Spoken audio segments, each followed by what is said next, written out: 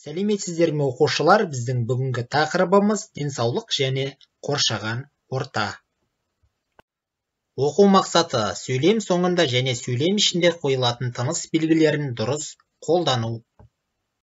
Адамның күнделікті тіршілігі қоршаған орта жағдайларымен тығыз байланысты. Тірі ағзаларға тән көптеген қасиеттер адам ағзасына да тән. Адамның тыныс алуы, тамақтануы, өсуі, дамуы табиғи орта жағдайында өтеді. Сондықтан да адам тіршіліктің құрамды бір бөлігі болып есептеледі. Сонымен бірге адам өзі өмір сүріп отырған қоғамдағы саналы тұлға. Адамның өсуіне, дамуына және тұлға ретінде қалыптасуына әлеуметтік жағдайлардың ықпалы зор.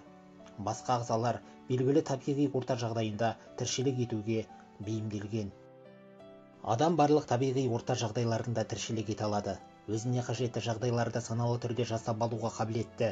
Жер бетінде өмір сүрген ежелгі адамдар басқа ағзалар сияқты орта жағдайларына тәуелді болды.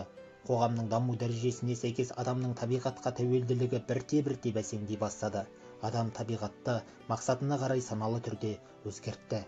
Адамның денсаулығына қоршаған табиғи орта жағдайларының әсері зор.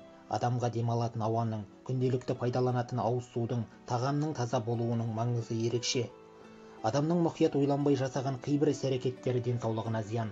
Мыңдаған жылдар бойы қалыптасқан орта жағдайларының зиянды өзгерістері адам денсаулығына кері әсер етеді. Әсіресе бұл жағдай Қазақстанда ерекше байқалуда. Мысалы, Арал теңізінің тартылуы, ядролық сынақтардың жүргізілуі және тағы басқаларын атауға болады.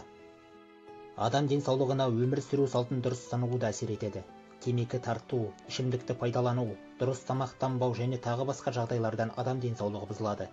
Кейде еңбек етудің қолайсыздығы, тұрмыстық жағдайлардың нашарлауы денсаулыққа кері әсер етеді. Салауатты өмір сүру салтын дұрыс ұйымдастыра білмеу, медициналық жәрдемнің дұрыс көрсетілмеуі де өзінің әсерін тигізеді. Бейнероликті тамашалап болсаңыздар, оқушылар, қос нүкте туралы ақпаратты мұқият тыңдаңыздар. Қос нүкте түсіндірмелі мәнде келген сөйлемдердің ара жігіне қойылады. Мысалы, жамандық жалын секілді. Өзін де, өзгені де жалмай береді. Қос нүкте жалпылауыш сөз бірыңғай сөйлем мүшелерінің алдынан келген жағдайда, жалпылауыш сөзден кейін қос нүкте қойылады. Мысалы, өнеркәсіпке керекті заттар мыналар: тас көмір, мұнай, мыс болат, жез темір.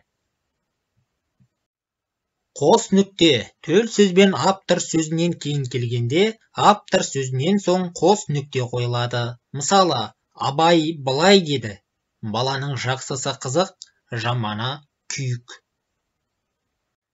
Қос нүкте салдар мәнді сөйлем, себеп мәнді сөйлемнен бұрын келсе, арасына қос нүкте қойылады. Мысалы, өзіңнен көрі менің жаным қаттырақ ауырар еді. Бұл егін дәнін қолымнан септім ғой. Оқушылар, келесі тапсырманы орындаңыздар. Төменде берілген сөздерді пайдаланып диалог құраңыздар.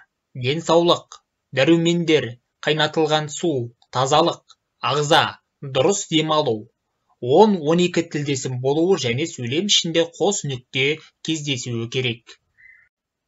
Сынып жұмысын орындап болсаңыз, оқу тапсырмасына құлақ түріңіз. Шығу парағын пайдаланып, төмендегі сұрақтарға жауап беріңіз. Денсаулық деген не? Сен үшін тақырыптың маңызы неде? Осы тақырып бойынша тағы не білгің келеді? Осы тақырып бойынша тағы қандай ақпарат көздерін оқисың? Сұрақтарға нақты әрі толық жауап берулеріңіз керек.